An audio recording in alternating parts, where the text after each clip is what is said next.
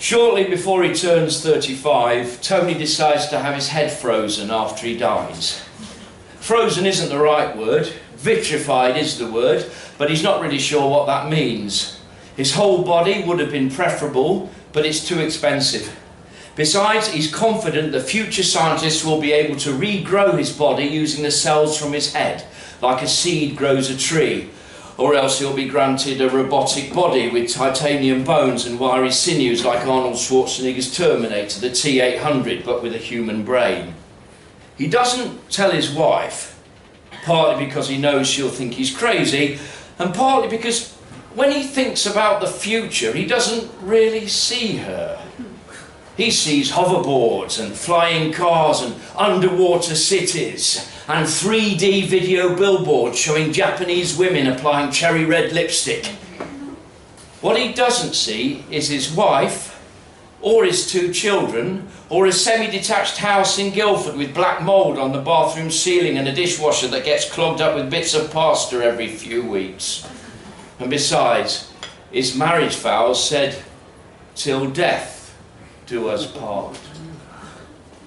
So he arranged to meet Angus from Frozen Futures in the lobby of his local Premier Inn. He wears dark glasses just in case anyone sees him. They sit down together over coffee and blueberry muffins, and Angus explains how it works, because it definitely works.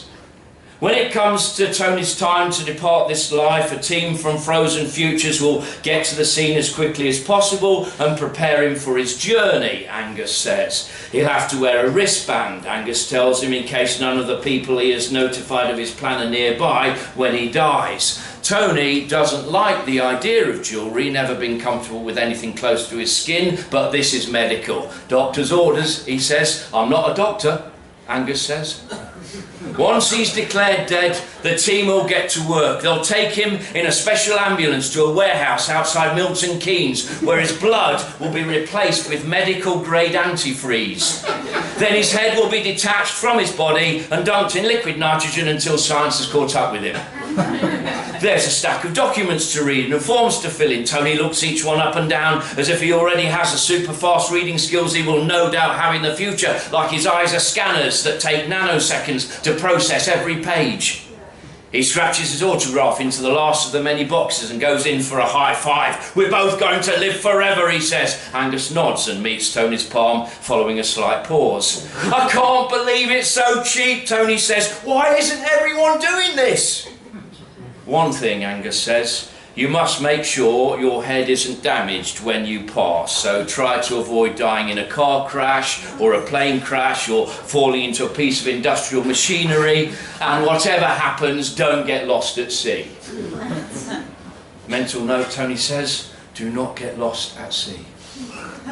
After he signs a contract with Frozen Futures, Tony starts to look at life differently. What's the point in lowering my salt intake when the future people can fix it? Why stop smoking when I'll get new lungs? What's the point in saving for that once-in-a-lifetime trip to Tokyo? Imagine how much cooler that city will be in the year 3000! Also, sod the vacuuming.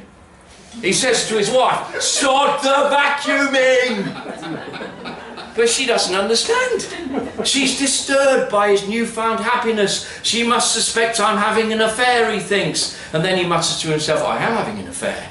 I'm having an affair with the future, a tryst with immortality." He snickers to himself as he runs the Dyson up and down the living room carpet, the machine rattling like a power drill as it sucks up a child's toy.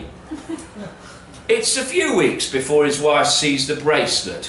She asks him what's it for, and he tells her. She's shocked and then perplexed. He watches her reaction and imagines himself as a cyborg he will someday become. His banal human vision replaced by a heads-up display with various charts and graphs showing key data about his surroundings, perhaps a crosshair centred on his wife's face and a flashing sign identifying her as hostile. Tony and his wife separate soon after. And as the years go by, the kids stop calling and he stops calling them, but it doesn't matter. He knows he has eternity to find someone new, to have a whole new family. He'll have infinity chances to do it all over again, and in the future, people will finally understand him. He will finally feel like he belongs. It happens 20 years after he signed up to Frozen Futures. He's doing some Christmas shopping. It's tiring him out. He's been up and down the high street, taking things off shelves, putting them back.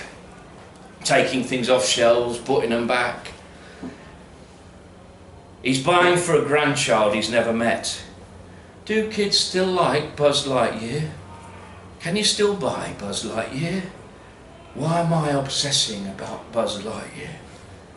He collapses onto the polished floor of the toy store. He drops his shopping bags and grabs his left shoulder. His arms feel numb. Someone is squeezing on his rib cage with a vice. So, this is it. To infinity and beyond. In truth, it's a bit like an orgasm. A very lonely orgasm. There's no real gap in his subjective experience, no feeling of waking from a long sleep. It's just like two ends of a film reel sewn rudely together. He can't see anything at first, but then his vision starts to return. It begins with coloured blotches, red and yellow smudges blooming in and out of the dark. They spread and join up. There are no lines, no definition. It's like turning the brightness up too high on the television. The world is filtered out with light. But gradually it begins to settle.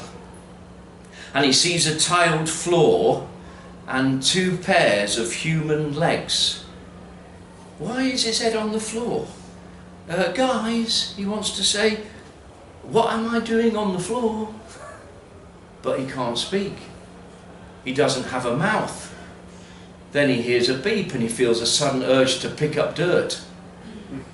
It's a weird feeling, not one he's had before, but despite having something like freedom of thought, he really doesn't have freedom of movement. The desire to pick up dirt is forced, not a matter of personal choice. He rolls forward and what he realises are a number of small rotable wheels. The bare legs part, he trundles past them, sucking up a couple of grains of rice and flakes of human dermis with some high-powered suction hoses connected to whatever it is that's holding up his head. It's not until he reaches the opposite side of the room and comes face to face with a metal cabinet that he fully accepts this new reality. Looking at his reflection, he sees he's been parted from his head, but there's just a brain in a glass dome sitting atop a plastic base unit. There are wires and electrodes streaming out of his cerebrum, and although he has no real desire to do it, he feels an irresistible urge to make that cabinet shine like the burning heart of the sun. Over the next few days, these urges become stronger. Tony tries to fight them, but they're impossible to resist. He has a huge array of hoses and brushes at his disposal, and he puts them to work, sucking up dirt from even the narrowest of nooks. He doesn't enjoy it, but he can't help doing it. All he sees of the people around him are their legs. He attempts to run into them just to make a connection, but he always swerves out of the way, no matter how hard he tries.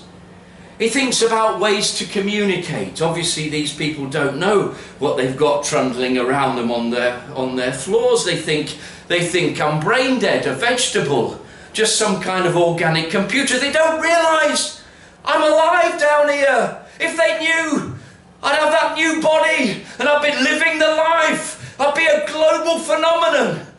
I'd be basking in the warmth of my accumulated wealth and fending off those future chicas with a pole, this mysterious man from the past. If only they knew, they'd set me free. I'm not property, I'm people. But meanwhile, there's a grain of rice over there, fetch. As the days pass, he develops more control over his new body. He's able to choose when to use the crevice tool or when to use a dusting brush. He develops a sense of when his dirt reservoir is approaching capacity. He stops in front of one of his human captors and tries some crude sign language with his main suction hose and the extension wand, but the stranger above him merely clucks and moves away. He returns to his charging station despondent, sits in the dark, lets his mind wander. He doesn't sleep anymore, but his brain approaches a state of unfocused consciousness that is not dissimilar. He feels himself floating upwards towards the ceiling. Then he's flying over a forest of neon, above a skyscraper canopy that penetrates the clouds. He flies on, and the city drops away and is replaced by the winding streets and boxy semi-detached of English suburbia. He floats towards the back garden of one of those houses, sees a metal love seat and a corner rockery, and he realises this is the house he lived in, with his wife and his children, the place he used to call home. He's flying in through the back door when the charging station emits a loud beep, full battery, and he's back to his wakeful state. He feels overcome with grief, but he cannot cry. Instead, his metal body shakes violently with a suppressed emotion, and several flakes of dust are flung back out of his hoses. That gives him an idea, and with it a sudden surge of hope. He trundles over to a clean patch of floor and concentrates on trying to force his suction hoses into reverse. It's difficult. Everything about his new body resists him, but he keeps pushing. He feels the strain as if he were lifting a heavy weight, but then a column of detritus shoots from his mechanical body. He writes the word "help" in the dust. The letters join together like skywriting, and then he sits and he waits. Some hours later, the lights come on and legs appear. A series of high chirrups follows like birdsong, and two hands reach down and lift him from the floor. He's carried by a tall, slender body, wrapped in some kind of silver toga, and placed on a high surface. A monstrous face looms before him, human but only just. The skin is translucent, the eyes are as big as golf balls, it is entirely hairless. It looms at him, this face, and warbles incomprehensibly. Some kind of glowing tool clasped in its spidery fingers. His captor shakes its head and removes the glass dome covering Tony's brain. Tony doesn't feel anything as the whirring tool is driven into him. Segments of his brain are sliced off, and a column of white smoke rises from the pared flesh.